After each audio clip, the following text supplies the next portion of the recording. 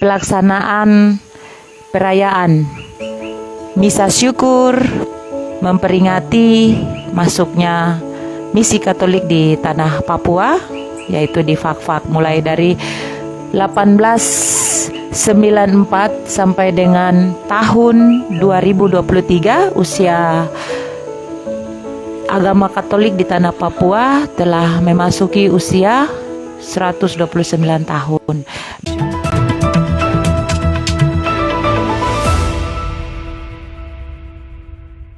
Sri Kandi, Papua Selatan. Saat ini saya live dari Kota Pala, Kota Tua, Fak-Fak, di mana Kota Fak-Fak menjadi kota sejarah masuknya misi Katolik di tanah Papua.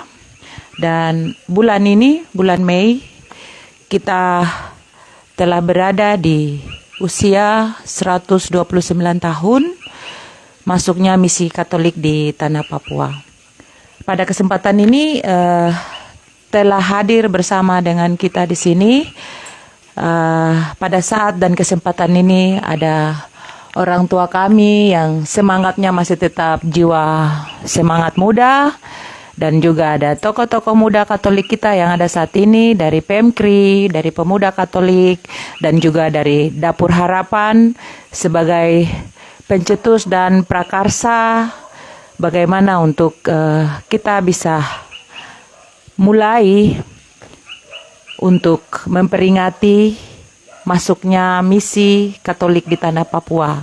Dan kemarin telah kita lalui semuanya dengan baik, dan untuk pada kesempatan malam hari ini, sebelum kita mengawali bincang-bincang kita pada kesempatan malam ini, baiknya kita memperkenalkan siapa-siapa saja yang ada saat ini, yang sedang duduk di sini. Nanti mereka memperkenalkan diri sendiri. Kita memulai dari adik saya yang di sebelah saya ini. Setelah itu kita lanjut ke sana, terakhir kepada sang muda yang rambutnya sudah putih. Silakan. Oke, selamat malam. Nama Sulaiman Itlai, saya dari Dapur Harapan. Oke, mungkin itu saja. Ya. Baik, selamat malam untuk kita semua. Perkenalkan, nama saya Demianus Penentruma. Saya perwakilan dari PMKRI Fak-Fak.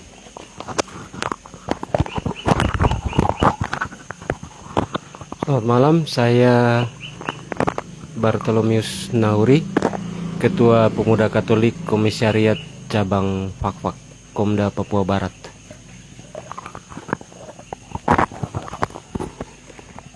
Baik, selamat malam. Saya Diakon Didimus Temang Mere, salah satu tokoh agama Katolik di Kabupaten Fak-Fak. Itu adalah perkenalan singkat yang telah kita saksikan bersama, dan menjadi sebuah kehormatan dan satu kebanggaan bagi saya sebagai seorang perempuan Papua dari tanah Animha. Saya boleh berada di sini, dan satu kebanggaan dan ungkapan syukur saya bahwa saya boleh berada di Kota Tua, Fak-Fak.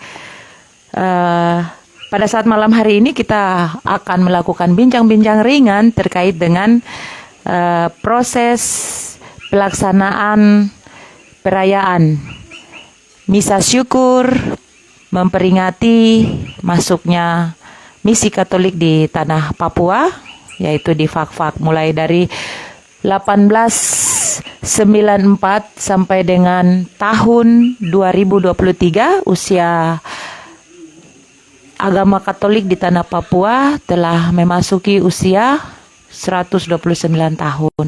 Dan untuk ke depan, tahun depan itu kita akan semua berada lagi di Fak-Fak untuk memperingati 130 tahun.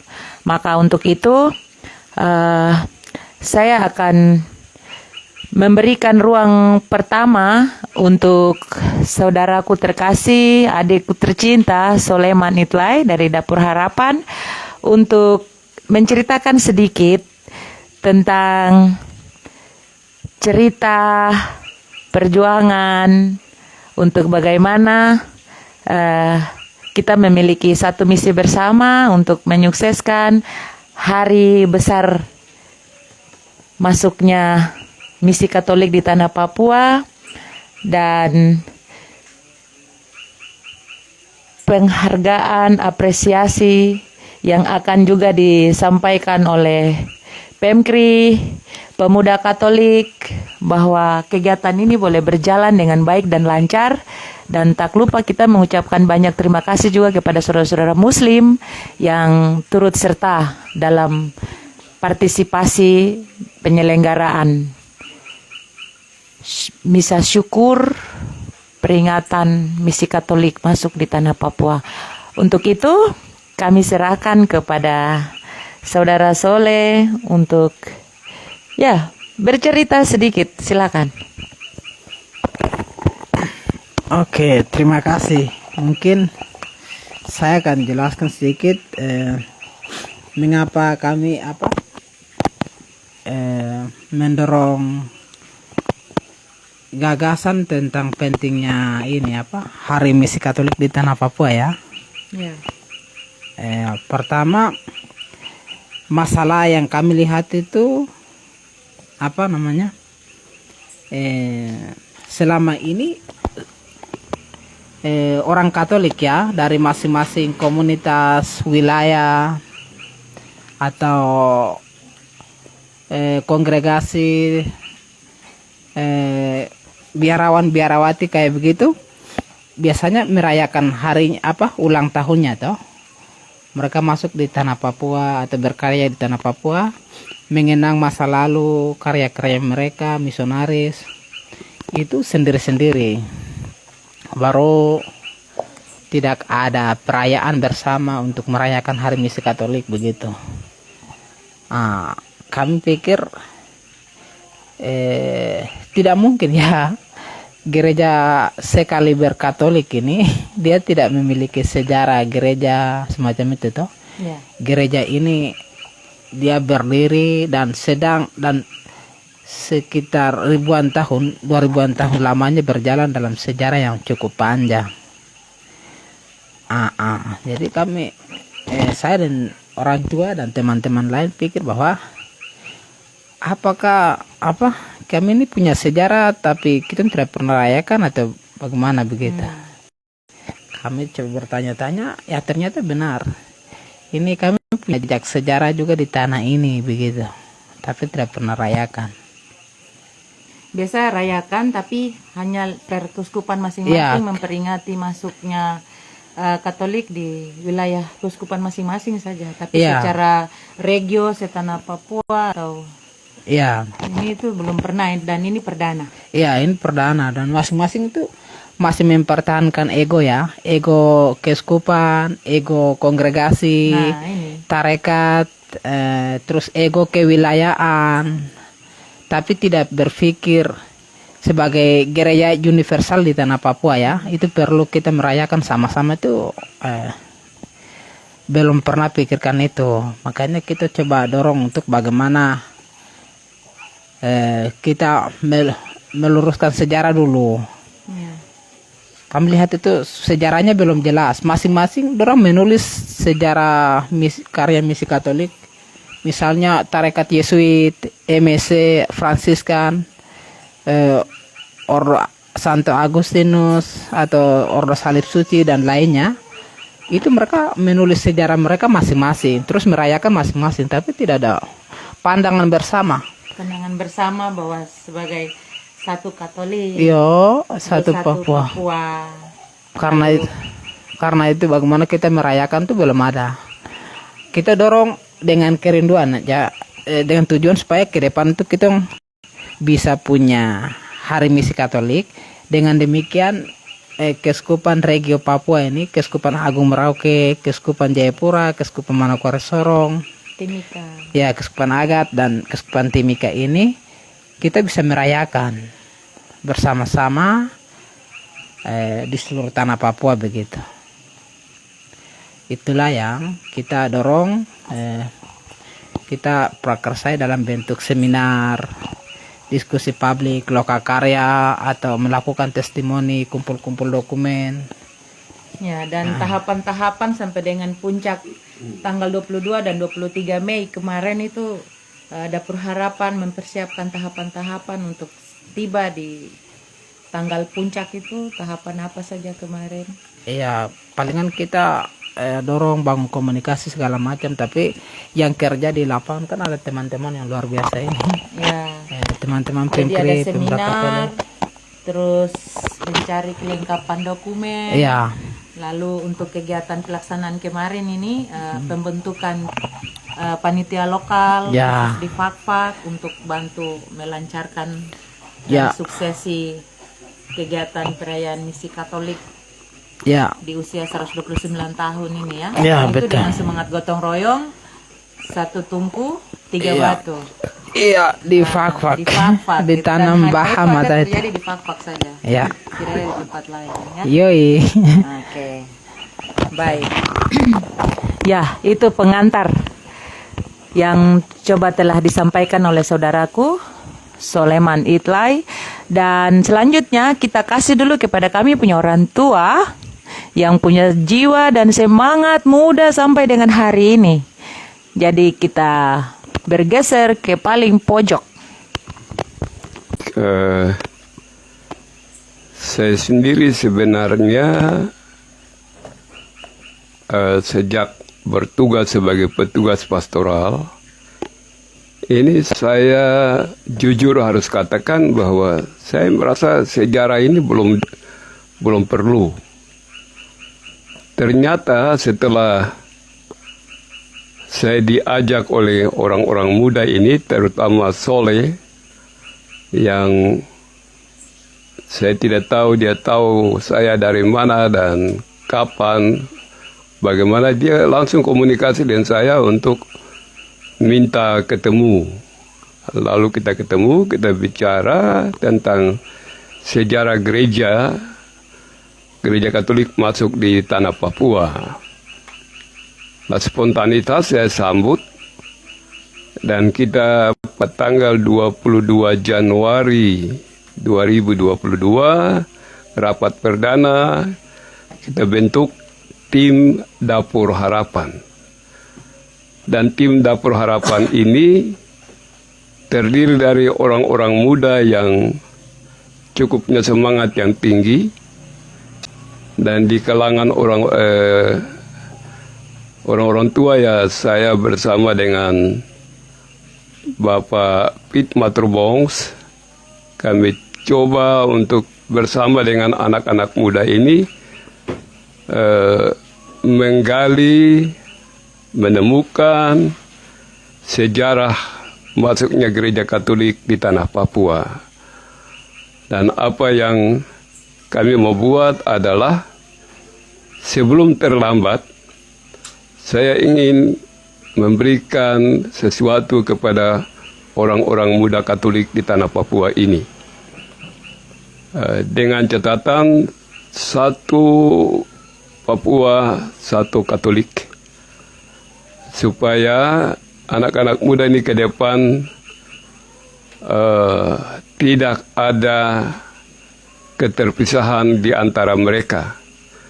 Tapi mereka ada dalam satu lingkaran hidup yang didasari dengan semangat iman Katolik, yang kapanpun mereka berada, mereka ada dalam satu kesatuan yang tidak terpisahkan. Nah, ini saya ingin menanamkan benih-benih ini kepada orang-orang muda ini, supaya mereka tetap bersatu sebagai orang Katolik dalam seluruh tanah Papua ini. Nah, sejak 22 Januari 2022, itu seperti yang dijelaskan oleh adik Soleh tadi, beliau ini adalah sekretaris kami di Dapur Harapan. Ketuanya Bapak Insinyur Yan Ukago, dan ya beberapa teman yang ada, kami coba menggerakkan semangat ini kepada teman-teman setanah Papua, supaya semangat ini bertumbuh, berkembang bersamaan dengan perjalanan iman Katolik di tanah Papua ini. Dengan harapan pada suatu saat ada sejarah yang mereka punya, gereja Katolik punya, sehingga pada setiap saat mereka bisa peringati bersama. Walaupun ada di tiap keuskupan atau mungkin di tiap gereja ada hari ulang tahunnya, tapi secara keseluruhan di tanah Papua ini ada satu tanggal yang disepakati untuk menjadi tanggal perayaan bersama masuknya gereja Katolik di tanah Papua. Saya pikir ini dulu sebagai pengantar. Terima kasih. Di sana ada rangkaian seminar-seminar, lalu ada pembentukan panitia lokal, tim yang bekerja di Fak-Fak, dan dengan semangat gotong royong satu tungku tiga batu, yang dimana di situ terlibat Katolik, Protestan, Muslim, mereka semua turut serta dan melakukan gotong royong untuk menyukseskan perayaan 129 tahun misi Katolik masuk di tanah Papua, yaitu di Kota Tua, Fak-Fak, dan khususnya berada di Pulau Bonyom, Fak-Fak. Silakan Pak Ketua, Bung Ketua Pemuda Katolik cabang Fak-Fak. Baik, yang pertama Pro Ecclesia et Patria. Pro Ecclesia et Patria. Terima kasih. Yang pertama sebenarnya kami, kebetulan saya sebagai Ketua Pemuda Katolik Komisariat Cabang Fak-Fak, yang harus kami sampaikan adalah memberi apresiasi kepada tim Dapur Harapan yang kurang lebih 2 tahun, 2 tahun setengah mulai sudah berjuang untuk menggali sejarah dan untuk visi misi bahwa ada satu tanggal yang kemudian disepakati bersama untuk diperingati sebagai Hari Misi Katolik di tanah Papua. Sesungguhnya di Fak-Fak juga ini bagian yang sebenarnya menjadi harapan oleh masyarakat Fak-Fak, khususnya kita umat Katolik, karena ada bagian-bagian yang sudah diperjuangkan lebih awal oleh beberapa senior, termasuk Bapak Didi juga, yaitu penggalian sejarah tentang masuknya Katolik di Fak-Fak sejak 1894. Itu sudah dibuat sejak lama. Cuma 2 tahun kemarin kita memang dikejutkan dengan Dapur Harapan yang kemudian memprakarsai waktu itu kita anggap isu, tapi kemudian diwujud nyatakan dalam beberapa kegiatan seminar yang dibuat di Jayapura. Lalu menurut kami ya seminar-seminar dan iya, upaya menghimpun iya, data untuk menghimpun lintas keuskupan, melakukan koordinasi untuk mendapatkan data valid tentang di mana di iya, pulau dan kabupaten mana di tanah Papua ini Katolik pertama kali gitu, supaya dia menjadi pulau atau wilayah tertua iya.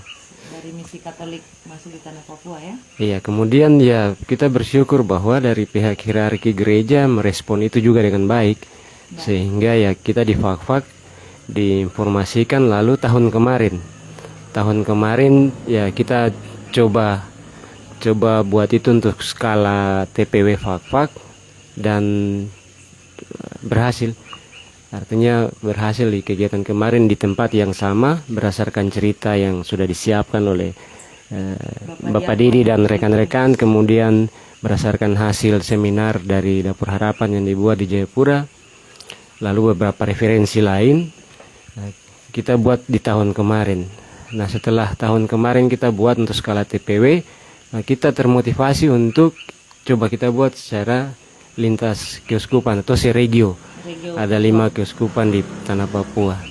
Dan puji Tuhan kemarin setelah mendapat respon yang baik dari segala pihak, kalau kita lihat singgung soal 1 Tungku 3 Batu, kegiatan ini didukung oleh umat Muslim, umat Protestan, GPI, GKI, lalu kemudian bersama dengan kita. Ada juga campur tangan dari pemerintah daerah yang turut kemudian membantu sehingga kegiatan kemarin di tanggal 23 di puncak, ya dari 22 sampai 23 itu boleh berjalan dan baik dan lancar. dan lancar, iya. Ya, kami berharap memang dalam kesempatan beberapa kegiatan yang kemudian disampaikan oleh 2 uskup kemarin, tahun depan katanya, tahun depan harus dibuat lagi. Ya, kami berharap nanti setelah ini mungkin ada beberapa komitmen yang sudah dibuat antara pihak hierarki gereja dan juga pemerintah daerah dan juga umat sendiri untuk mempersiapkan kelanjutan dari ini. Bagian-bagian dari seminar yang kemarin dalam rangkaian kegiatan ini dibuat adalah bahan bagi kami anggap bahan untuk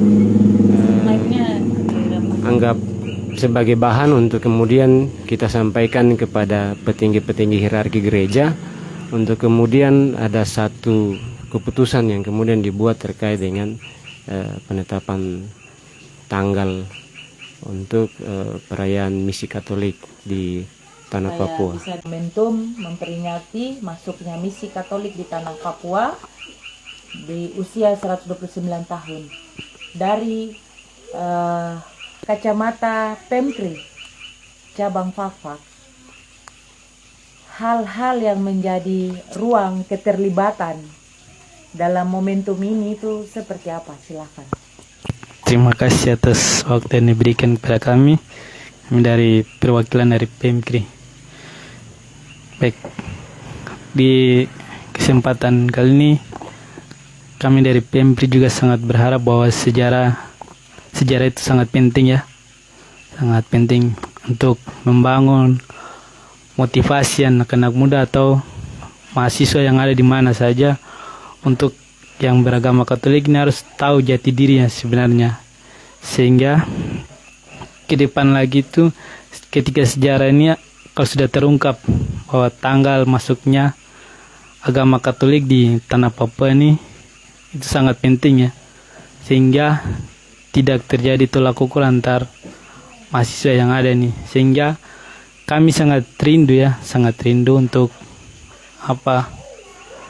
membaca sejarah ini. Jadi harapan kami ke depan itu kalau sejarah ini sudah dibuat dalam buku, langsung bagikan ke kampus-kampus untuk mengenal jati diri orang Katolik yang ada di tanah Papua ini, sehingga kami orang muda ini mau dibawa kemana, karena sehingga kami tidak meninggalkan gereja ke depan, karena sejarah ini sangat penting karena melihat bahwa kondisi sekarang di zaman modern globalisasi ini, anak-anak muda yang ada ini sangat terpengaruh dengan zaman globalisasi, hingga HP ini mereka sangat terfokus pada HP. Jadi sini kegiatan kemarin ini sangat bagus, artinya sangat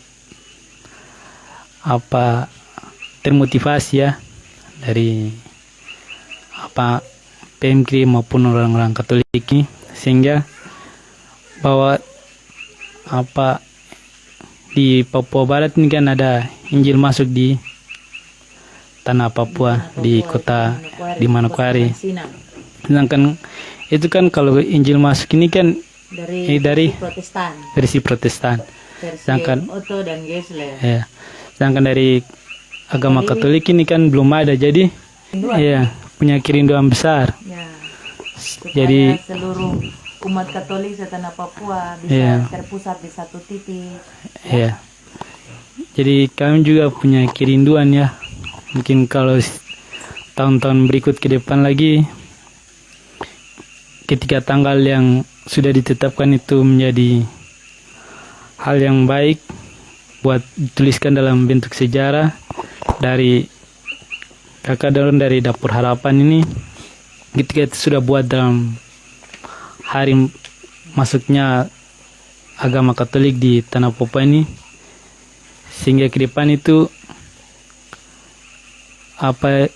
momentum yang akan datang lagi lebih meriah lagi, dan tamu-tamu undangan kalau bisa lagi, harapan kami ke depan itu diundang lagi ya pembawa masuknya agama Katolik di Tanah Papua ini punya keluarga, supaya mereka juga sudah saksikan bahwa perjuangan seorang pastor yang ini sangat Sangat berjasa. ya, sehingga ini momentum ini sehingga kita ada penghargaan khusus lah buat keluarga dari Pastor Lekok. Pastor Lekok yang telah membawakan misi Katolik untuk pertama kali di Tanah Papua, dan akhirnya di Tanah Papua ini kita mengenal tentang agama dan gereja Katolik ya. Ya. Baik, mungkin itu saja. Baik, itu adalah pengantar yang telah disampaikan oleh orang-orang muda hebat dan yang tentunya selalu dipandu dan didampingi dengan penuh semangat jiwa mudanya, yaitu Bapak Didi, Bapak Diakon Didimus, yang mana sampai dengan hari ini beliau di pengantar tadi sudah menyampaikan bahwa dalam waktunya yang masih tersisa, beliau berharap masih punya kesempatan untuk mendampingi sampai dengan dimana cerita sejarah tentang misi Katolik, gereja Katolik di Tanah Papua ini bisa clear. Maka kita berharap kesepakatan bersama dari seluruh umat Katolik setanah Papua, se-Indonesia Raya, bahkan sedunia untuk membantu memberikan support kepada Dapur Harapan yang mana telah memprakarsai niat, maksud, dan tujuan daripada agenda-agenda besar yang boleh kita laksanakan bersama. Dan tentu kegiatan kemarin itu secara pribadi bagi saya, Bapak Didi, saya menganggap itu kemarin yang telah kita laksanakan di Fak-Fak, bagi saya itu adalah masih sebuah atau pengantar kedepannya untuk kita mempersiapkan lebih baik lagi untuk di usia misi Katolik di Tanah Papua di usia 130 tahun di Tanah Papua, itu yang akan menjadi klimaks untuk bagaimana kita bisa menghadirkan seluruh umat, keterlibatan umat, dan tentu yang perlu kita dasarkan adalah 5 kuskupan di Tanah Papua, Serigio Papua wajib terlibat aktif. Dan Fak-Fak boleh tetap menjadi rumah bersama kita dari gereja sebagai sebuah simbol iman Katolik kita. Mungkin begitu ya Bapak Didi. Itu yang saya coba menangkapnya. Baik.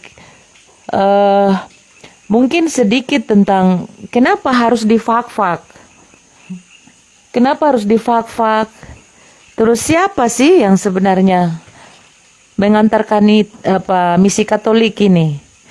Itu kami akan minta sedikit lagi dari Harapan Ade Soleh untuk memaparkan sedikit tentang kenapa, siapa, dan terkait unsur 5W1H mengenai cikal bakal sampai dengan akhirnya kita boleh berada, dan kemarin kita merayakan 9 tahun misi Katolik masuk di Tanah Papua.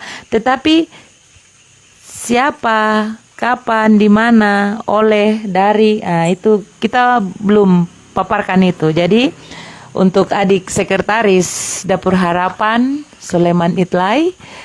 Saya berikan kesempatan untuk menjelaskan sedikit saja. Lalu kepada siapa kita harus berterima kasih gitu.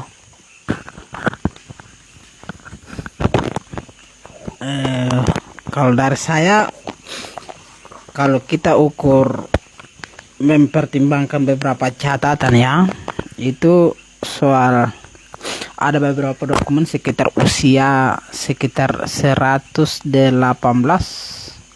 atau sekitar 119 tahun ya, yang berbicara tentang itu, yang cukup terbaru, yang berbicara tentang Hari Misi Katolik di Tanah Papua ini. Yang usia dokumen yang berkaitan dengan 118 atau 19 tahun ini berkaitan dokumen de jure. Itu mungkin akan berkaitan dengan itu namuk dong di Merauke sana. Ya, terkait Gitu. masuknya misi Katolik di Keuskupan Agung Merauke. Iya, Keuskupan Agung Merauke. Keuskupan Agung Merauke di sana kami clear itu berada di 1905. 1904, 1905 Ya, usia itu, karena usia tanah Merauke itu di usia 1902. Iya. Di 1902, dan usia gereja Katolik atau agama Katolik di selatan itu mulai di tahun 1904 atau 05, itu di posisi itu. Tapi di 1905 yang mungkin dipatenkan seperti itu. Iya, itu. Terus ada juga yang Keuskupan Agat kan? Dan Agat macam sekitar 50-an, terus Timika yang baru sekitar 2000-an. ya, Terus karena itu lahir dari pecahan. Ya, ada juga dari Keuskupan Jayapura yang mulai bergerak juga sekitar 50-an juga atau 40-an lah begitu. Terus kalau kita lihat Keuskupan Manokwari Sorong juga, kalau kita lihat dalam ruang lingkup keuskupan itu dia bergerak juga sekitar 50-an ya. Itu berkaitan dengan OSA itu. Misalnya Agat itu kan berkaitan dengan bagaimana MSC dia merintis jalan di luar, kemudian Katolik di selatan memang dirintis MSC, kemudian sampai di wilayah Agat itu, Keuskupan Agat. Itu masuk sekitar 50-an lah. Sama-sama dengan Keuskupan Jayapura, tapi juga Jayapura yang dilanjutkan oleh Fransiskan, terus KMS punya dilanjutkan oleh OSA ini kan. Itu 50-an lah. Tapi sekarang kita lihat cari yang angka yang lebih tertua. Ya. Bukan Dalam terkait konteks tarekat. Iya, bukan terkait patokan tarekat, tetapi Iya. Katoliknya itu. Iya, yang dalam ruang lingkup Katolik di Tanah Papua ya. Ya, bukan lihat dari keuskupan-keuskupannya. Ya, bukan dari keuskupan dan tarekat. Iya. Itu penting untuk kita garis bawahi. Iya. Karena setiap tarekat mereka akan juga melakukan peringatan-peringatan tentang masuknya mereka di wilayah ini dari tahun berapa itu biasa dilakukan. Tetapi yang ingin kita menyampaikan di sini adalah terkait dengan Katoliknya. Iya, di Tanah Papua. Di Tanah Papua. Macam saya di Wamena juga tuh, macam saya punya Injil misi Katolik masuk di Lembah Hulama itu, Lembah Balim itu 5 Februari 1958. Tapi saya tidak mempertahankan itu sebagai Hari Misi Katolik di Tanah Papua. Tapi juga ada juga kami di Wamena itu masuk di dekenat Keuskupan Jayapura. Selain kami merayakan dalam ruang lingkup dekenat kami atau kefikevan kami atau TPW kami juga rayakan dalam perayaan Keuskupan Jayapura punya.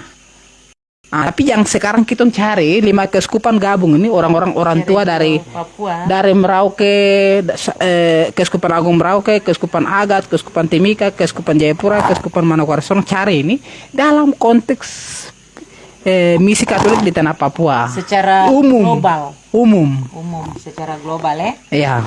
Secara global, klimaks tertua angka Iya. masuknya Katolik di Tanah Papua itu di mana ya? Iya. Dan ternyata belum ternyata ya. Kami sedang mendokumentasikan ini, sedang mengorganisir semua data, informasi, menghimpun. Jadi misalnya yang nampak, yang perdebatan yang muncul itu kan Merauke dengan yang fak-fak apa Fak-fak. KMS punya itu yang fak-fak ini.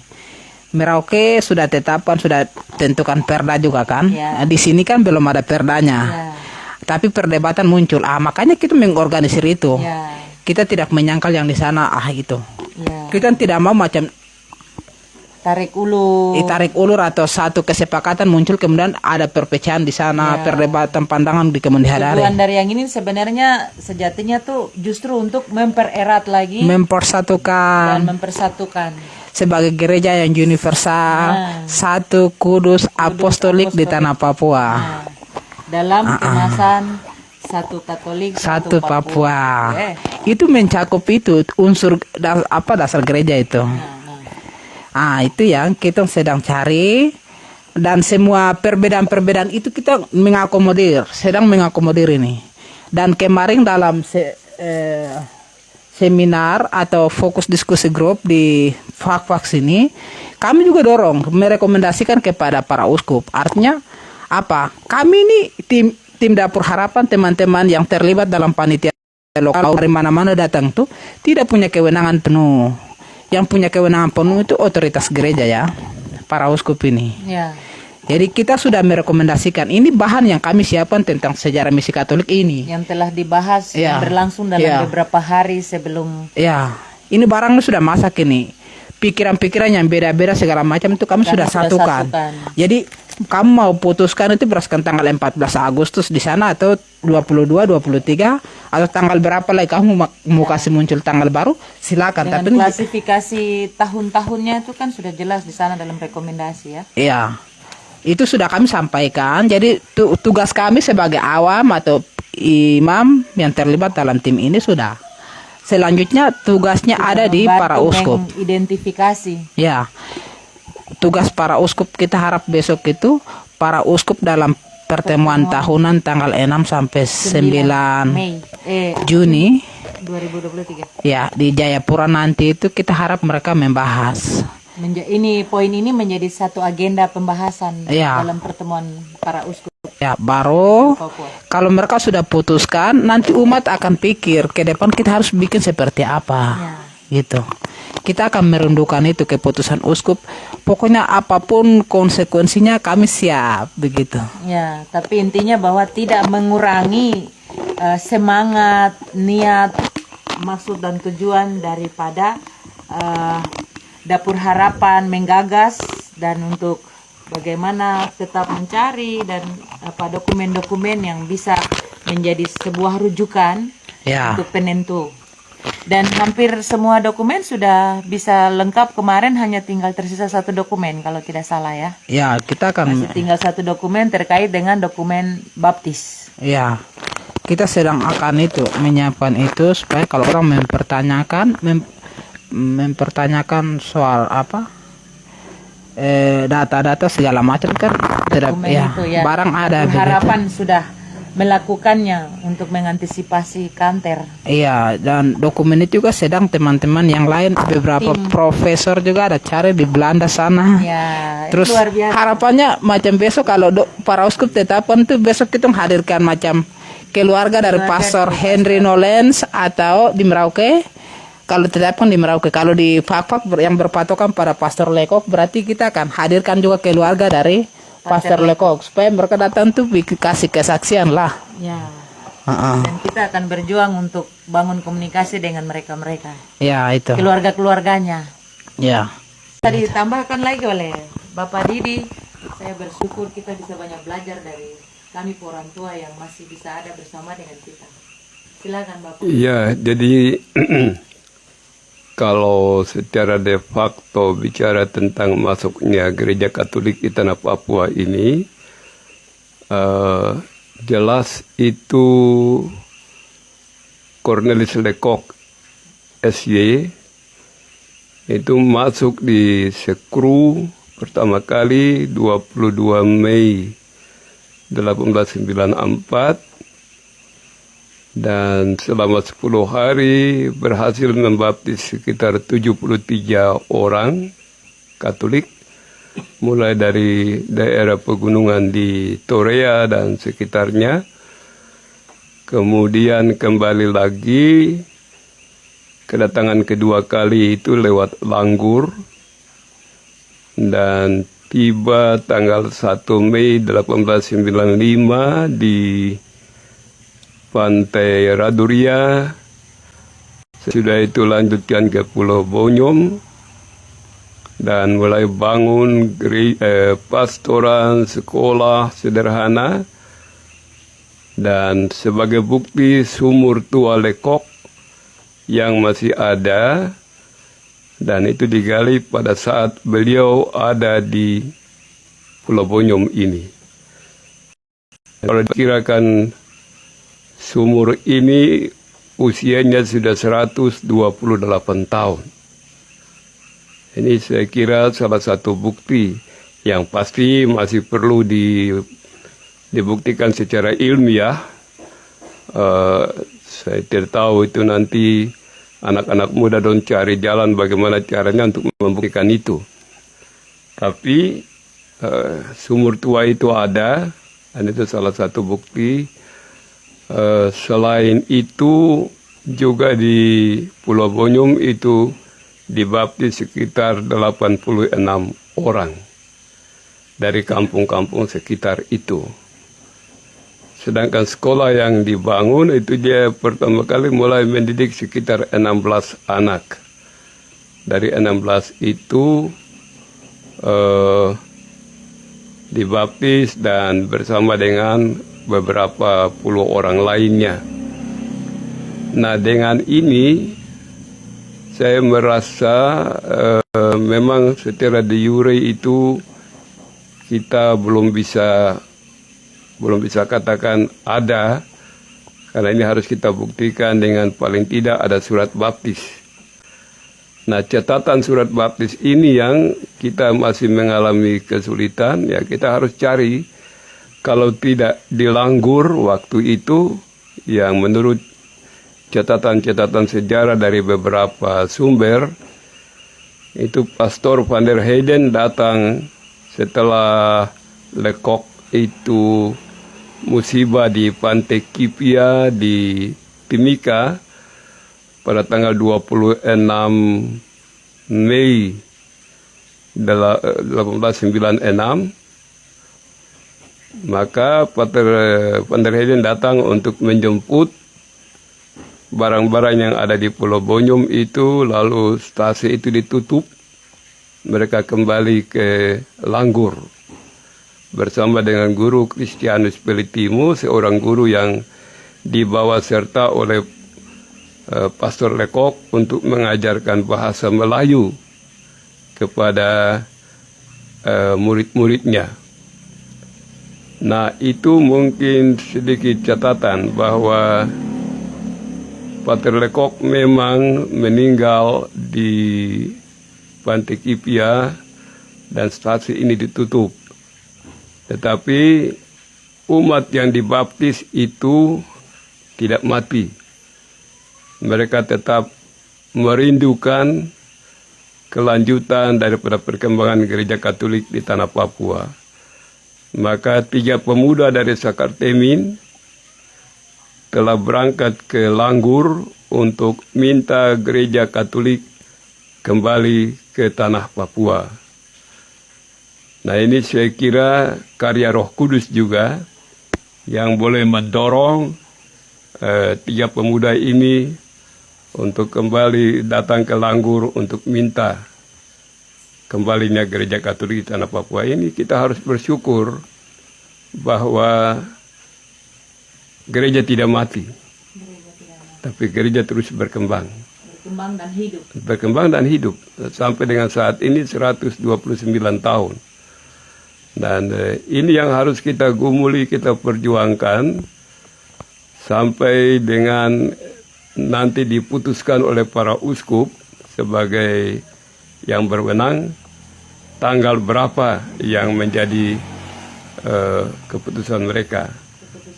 Ya, pada nanti mudah-mudahan dalam pertemuan tanggal berapa ya, 6 sampai 9 kita harapkan itu ada keputusan pasti dari para uskup seregio Papua. Dan itu kemarin kita juga masukkan dalam salah satu poin dari rekomendasi itu. Mudah-mudahan beliau para uskup ini berkenan menetapkan satu tanggal yang pasti. Nah, ini saya rasa penting, maka kepada orang-orang muda, mari kita bergandeng tangan dalam satu Katolik, satu Papua, untuk membangun gereja Katolik di tanah Papua ini demi keselamatan umat Allah yang ada di negeri ini. Mau bertanya kepada Bapak, masih ingatkah orang-orang tua kala itu yang bersekolah di Odo dan menjadi guru-guru yang nanti akhirnya juga turut diajarkan untuk menyebarkan gereja Katolik atau misi Katolik ini, yang akhirnya mereka bisa jadi penginjil untuk beberapa wilayah-wilayah setelah ini. Kan waktu itu sekolahnya juga kan sekolah Odo di Fakfak, dan dari beberapa wilayah itu dikirim dan dipusatkan di Fakfak sini untuk mereka ikuti pendidikan-pendidikan. Dan karena kita ketahui juga bersama kemarin kan ada anak-anak dari orang-orang tua alumni Odo itu juga, mereka kemarin turut hadir pada pelaksanaan puncak misa perayaan 129 tahun masuknya misi Katolik di tanah Papua. Iya, kalau bicara tentang sekolah Odo, sekolah guru ini pada era zaman Belanda, itu baru dibuka oleh Pater Lauter, OFM, itu sekitar 1945, 46, itu sekitar itu. Atau saya kurang tahu, mungkin masih lebih di atasnya. Dan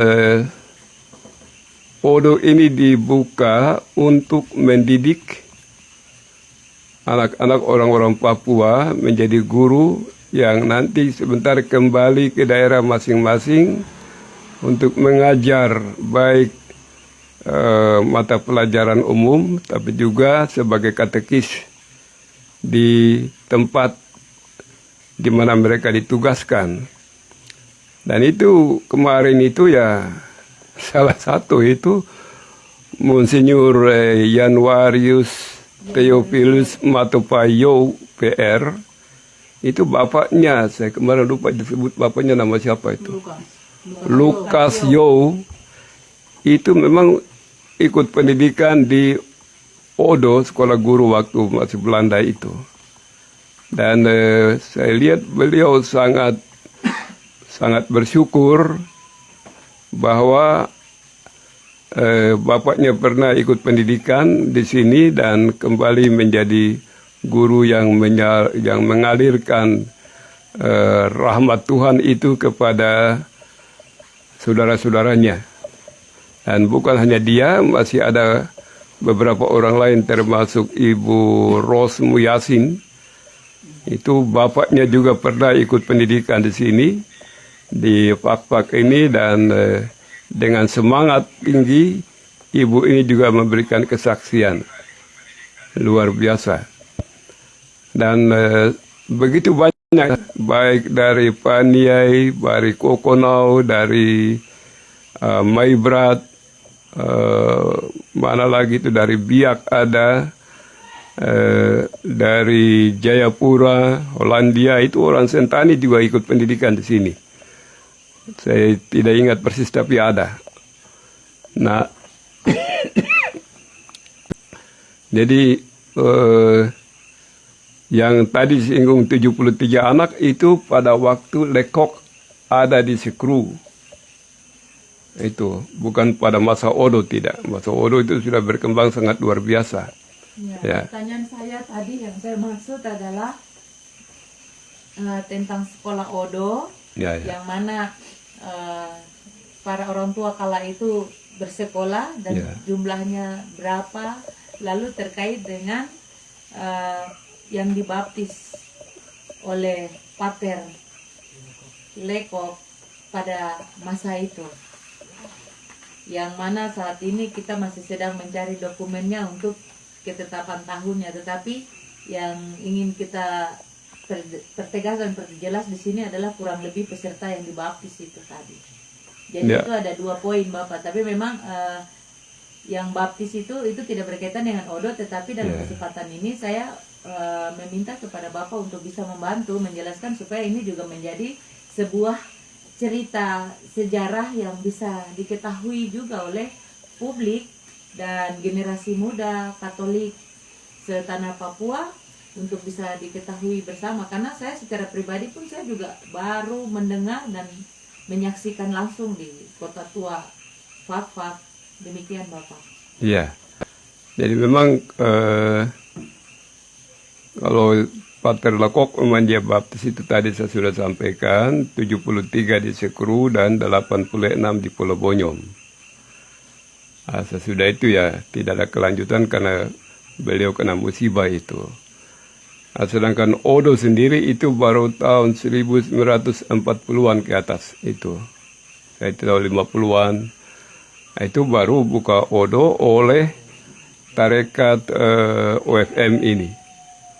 Mulai dengan Pater Lauter OFM. Itu di sungai. Ya, sekolahnya dibuka di sungai. Saya tidak tahu tahun berapa mulainya. Tapi pendidikan guru ini memang menghasilkan guru-guru dari hampir dari seluruh penjuru tanah Papua ini yang datang bersekolah dan kembali ke tempat asal masing-masing dan ikut serta mewartakan Injil sebagai katekis di tempat tugas mereka masing-masing. Saya pikir itu ya. Jadi yang antara lain tadi saya bilang contoh Bapak Uskup kita, Uskup Jayapura dengan penuh semangat dan malah ingin kembali tahun depan untuk merayakan kembali misa di sungai. Luar biasa dia. Nah itu baru dia, belum ada yang lain yang coba untuk mengungkapkan kegembiraan dan luar biasa beliau itu. Baik, saya kira sementara begitu. Baik. Kita turut bersyukur bahwa Bapak Diakon Didi ini masih tetap semangat dan sampai saat ini juga beliau masih tetap melakukan pelayanan sebagai seorang diakon dan ini luar biasa. Dan kita juga turut memberikan ucapan terima kasih kepada saudara-saudara Muslim, Fak-Fak dan Protestan dari GPI, GKI yang mana turut juga terlibat dalam kegiatan peringatan misi Katolik di tanah Papua yang kita rayakan kemarin di Fak-Fak di Kampung Bonyom, Pulau Bonyom gitu. Mungkin untuk closing statement kita terkait dengan harapan-harapan untuk persiapan penyelenggaraan 130 tahun di tahun 2024 nanti, karena tahun 2024 itu kita ketahui bersama juga adalah tahun politik di mana semua orang mereka akan fokus untuk berlomba-lomba mencuri hati dan simpati dari para masyarakat. Tetapi di sini konteks kita bukan masyarakat, tapi konteks dan topik kita adalah umat dan gereja yang universal. Mungkin saya berikan dulu kepada Ketua Pemuda Katolik Cabang Fak-Fak untuk memberikan closing statement dan harapan ke depan dan bisa menjadi sebuah harapan bersama. Setelah dari Ketua Pemuda Katolik Cabang Fak-Fak, kita lanjut ke Ketua Pemkri, Ketua Presidium Kapres Cabang Fak-Fak. Lalu kita serahkan kepada Sekretaris Tim Dapur Harapan. Tetapi untuk closing statement dari Dapur Harapan, kita akan minta kembali kepada orang tua terkasih Bapak Didimus untuk memberikan closing statement, harapan ke depan seperti apa, dan juga sambil kita memberikan penilaian pelaksanaan kegiatan kita kemarin, apakah kita sukses untuk melaksanakan itu atau tidak. Yang perlu kita ketahui bersama juga bahwa pada saat kesempatan kemarin tanggal 23 dalam puncak misa bersama itu hadir 2 uskup. Jadi Uskup Manokwari Sorong sebagai uskup tuan rumah dan juga Uskup Jayapura sebagai uskup tamu, dan keterlibatan semua awam Katolik se-Keuskupan Regio Papua di tanah Papua, yaitu Keuskupan Agung Merauke, Keuskupan Agats, Keuskupan Timika, Keuskupan Jayapura, dan umat di Keuskupan Manokwari Sorong juga sendiri itu sangat antusias dan mereka terlibat, dan semua lengkap dari Keuskupan Seregio Papua di FAK-FAK kemarin. Ya, kita kasih closing statement, silakan. Saya tidak ada durasi untuk dibatasi, silakan memberikan ide-ide cemerlangnya dalam closing statement untuk kita persiapkan untuk tahun depan di usia 130 tahun masuknya Katolik di tanah Papua. Terima kasih. Kami dari Pemuda Katolik Komisariat Cabang FAK-FAK Komda Papua Barat berharap bahwa untuk rencana di tahun depan tentunya akan terjadwal sesuai dengan beberapa pertimbangan. Pastinya untuk TPW FAK-FAK juga pasti akan siap, namun semua keputusan kita masih ada hierarki gereja yang kemudian juga berpengaruh dalam pengambilan keputusan untuk kemudian pelaksanaan yang kita rencanakan tahun depan. Untuk penetapan tanggal tetap itu kita serahkan dari bahan-bahan yang sudah masuk, sudah sebagai rekomendasi. Iya, untuk 5 keuskupan kan. Iya. Jadi seperti yang tadi kita sudah sama-sama mendengar bahwa nanti itu kembali pada keputusan para uskup, ya, hierarki gereja itu, dan juga terhadap rencana kegiatan di tahun depan pun tentu ada pertimbangan-pertimbangan dari hierarki gereja untuk memutuskan apakah bisa diselenggarakan atau tidak, berhubungan dengan misalnya tadi ada tahun politik gitu. Tapi sebenarnya kan kalau kita bicara kita mau buat, kita buat saja. Kan tidak ada berkaitan dengan politik. Artinya pas kegiatan itu kan kita tidak coblos. Tidak ada kegiatan pencoblosan di saat kegiatan itu. Tapi tetap kita menghargai pertimbangan semua pihak, termasuk hierarki gereja, pemerintah, dan juga umat dalam pertimbangan segala hal. Kalau semua sepakat, ya pasti itu bisa terlaksanakan. Dan harapan kami juga konsep yang sementara sampai hari ini dengan panitia lokal pakai dengan partisipasi umat denominasi agama yang ada di Kabupaten FAK-FAK, lalu teman-teman kelompok OKP, OKPI yang kemarin juga turut mengambil bagian, berperan langsung dalam beberapa rangkaian kegiatan sejak tanggal 20 sampai dengan 23 itu tetap akan kami jaga untuk kemudian di kegiatan-kegiatan berikut mereka tetap akan berpartisipasi. Kami yakin semboyan kami di FAK-FAK 1 Tungku 3 Batu itu menjadi modal bagi kami untuk kemudian jika terselenggaranya atau diputuskan untuk diselenggarakannya kegiatan berikutnya, mereka pasti akan bahu-membahu untuk suksesnya kegiatan tersebut. Kurang lebih itu saya mengajak kita semua, bukan hanya di FAK-FAK tetapi rekan-rekan di Regio FAK-FAK, rekan-rekan muda di setanah Papua, iya, dan juga seluruh umat Katolik untuk dapat membantu baik langsung maupun secara tidak langsung dalam doa dan intensi masing-masing. Semoga bagian yang kita sedang usahakan bersama ini boleh terwujud sesuai harapan kita selama ini, dan berharap Dapur Harapan tidak istirahat begitu. Dapur Harapan tetap berproses karena sumber pelaksanaannya sudah dimulai oleh Dapur Harapan, maka maju terus pantang mundur.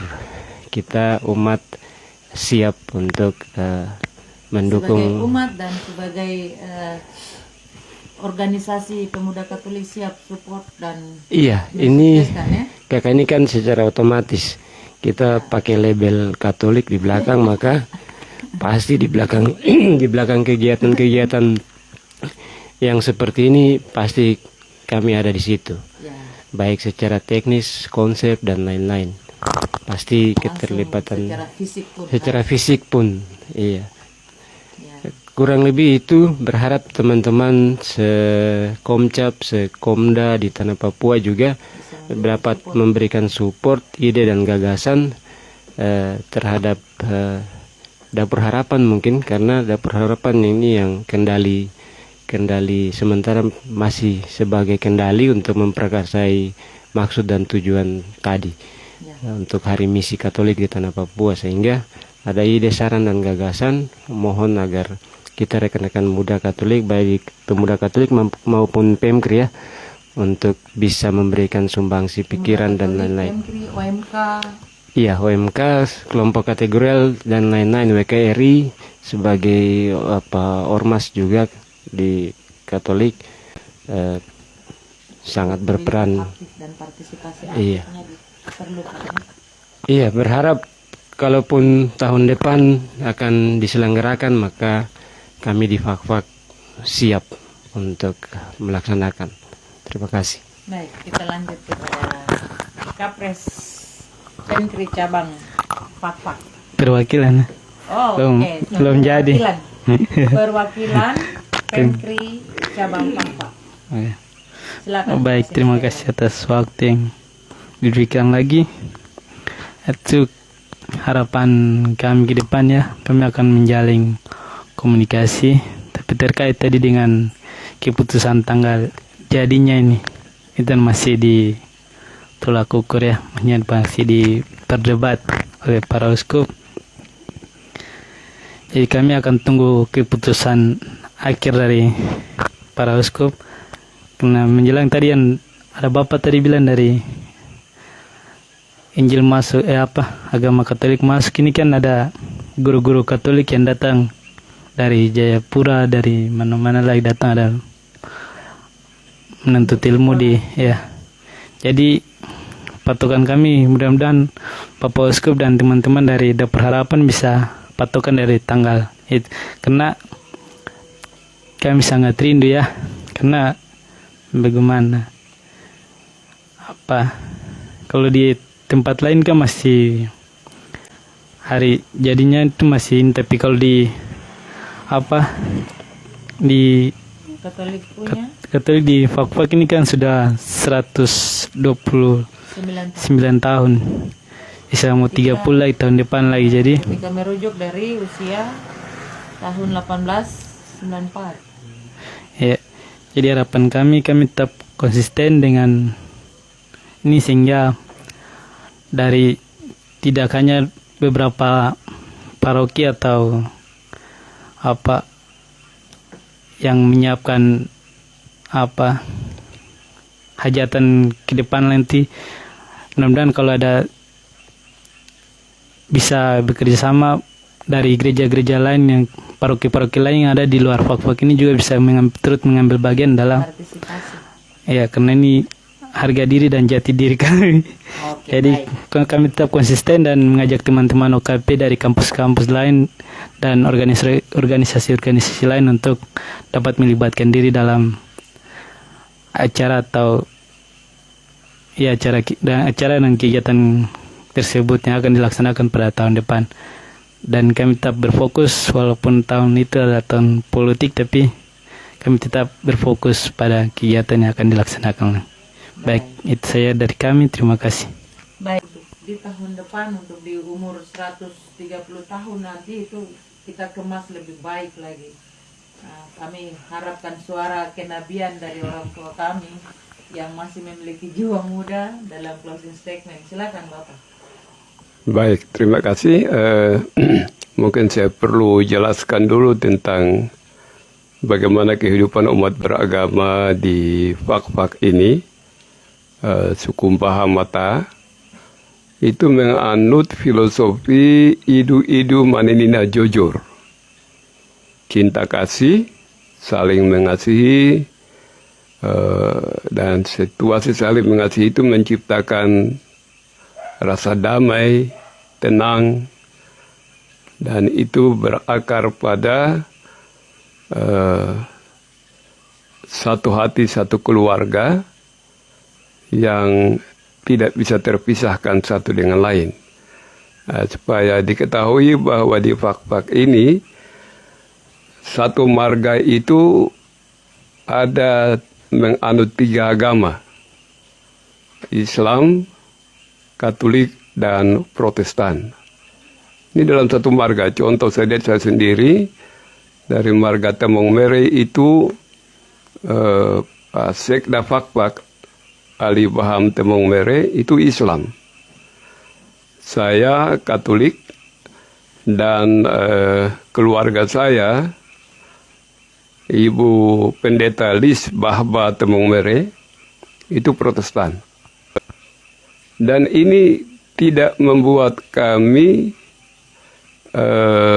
katakanlah tidak bisa terpisah karena satu marga, satu keluarga.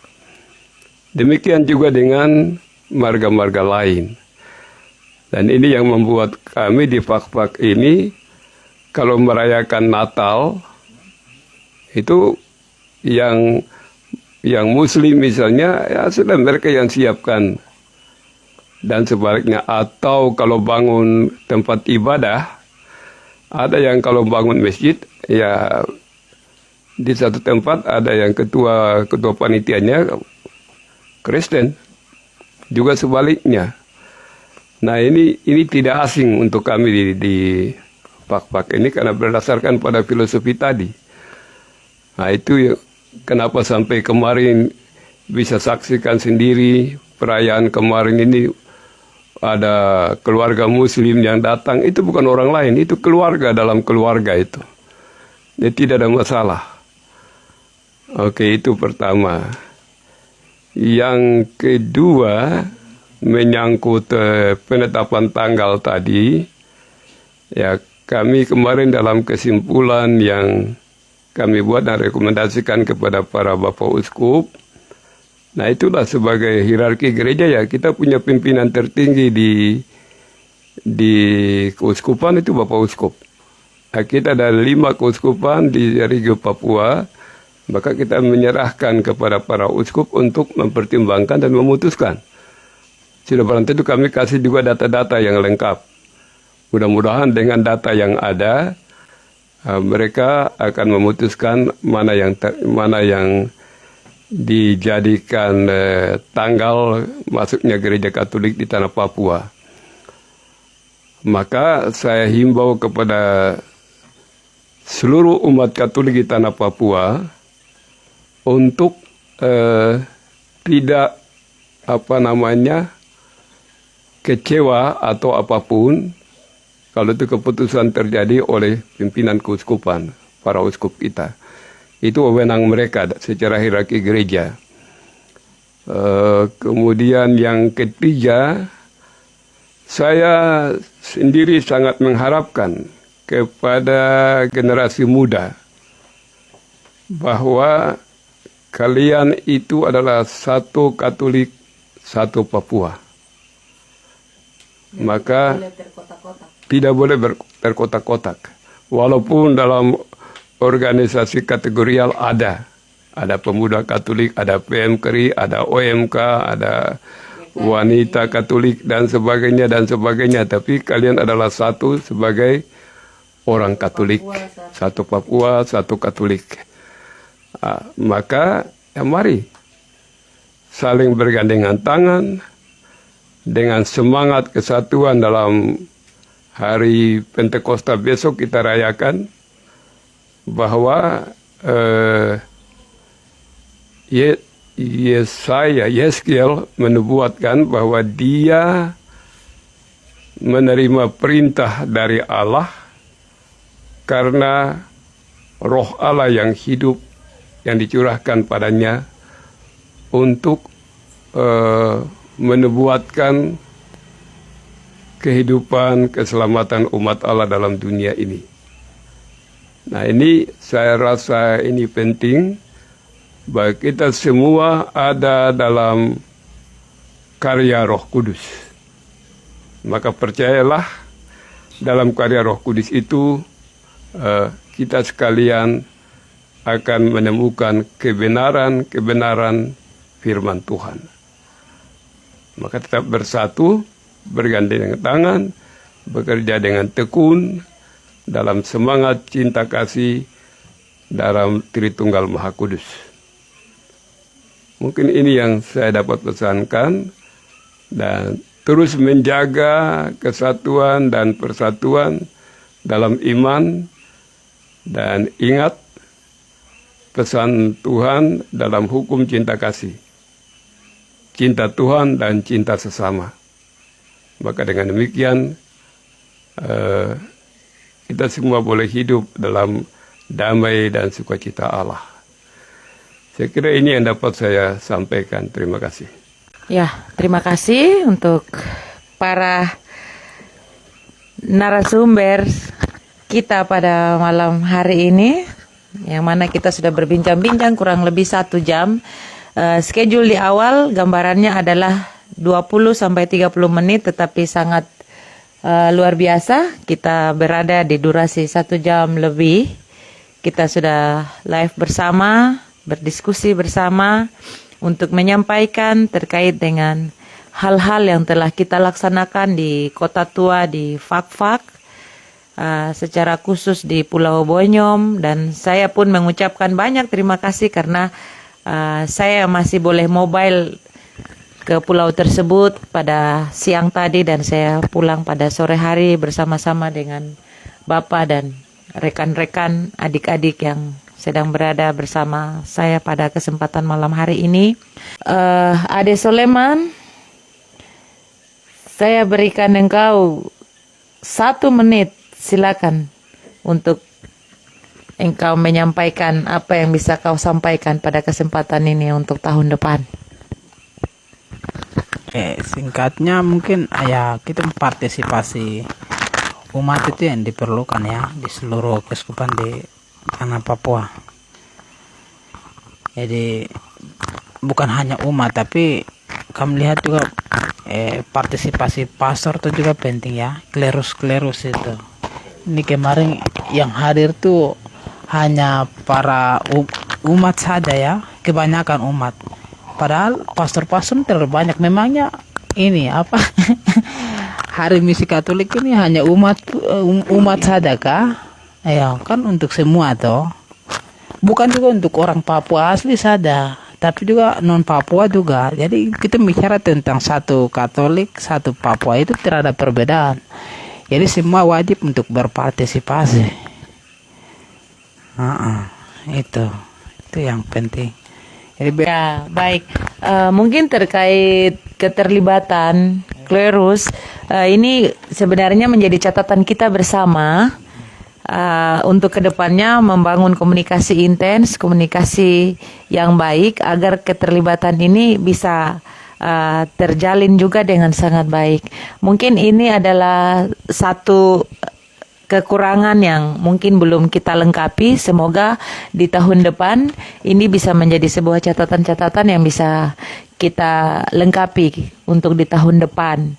Mungkin ini yang bisa kita sampaikan untuk pada kesempatan saat ini, dengan maksud dan tujuannya adalah menyampaikan kepada dunia, menyampaikan kepada generasi Katolik dan orang muda Katolik setanah Papua, se-Indonesia Raya dan di seluruh dunia bahwa di Kota Tua, di Fak-Fak itu telah kita laksanakan bersama-sama dengan perwakilan seluruh umat Katolik di tanah Papua perwakilan-perwakilan umat dari 5 kuskupan di tanah Papua ini turut hadir dan sangat lengkap kemarin. Dan pada saat penandatanganan rekomendasi untuk disampaikan kepada para uskup, itu juga ditandatangani oleh para rohaniwan, perwakilan, dan juga tokoh-tokoh Katolik yang ada di tanah Papua, lintas keuskupan. Itu lengkap sekali. Jadi kita berharap besok pada tanggal 6 sampai dengan 9 Juni 2023 besok, pada saat pertemuan para uskup seregio Papua di kota Jayapura besok, salah satu poin agenda yang wajib kita rindukan untuk dibahas yang masih hangat, yaitu tentunya rekomendasi yang telah dilahirkan oleh tim Dapur Harapan yang berkaitan dengan penentuan tahun dan tanggal penetapan tanggal peringatan HUT masuknya misi Katolik di tanah Papua.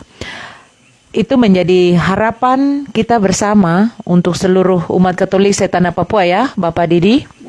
Ya, ini kerinduan kami bahwa kami memberikan hak veto untuk penentuan itu kepada para uskup seregio Papua, dan besar harapan kami dan harapan besar kami adalah hasil rekomendasi yang telah dilahirkan dan dituangkan dalam bentuk tulisan dan telah ditandatangani oleh seluruh perwakilan seregio Papua, masing-masing kuskupan, itu bisa menjadi rujukan untuk pertimbangan untuk melahirkan sebuah keputusan dan penentuan yang akan ditentukan oleh para uskup pada saat pertemuan tanggal 6 sampai dengan 9 Juni 2023 besok. Mungkin demikian, dan terima kasih untuk kita semua, dan Idu manin ina jojor. yang artinya Cinta kasih, damai, bahagia. mungkin demikian, dan terima kasih untuk kita semua.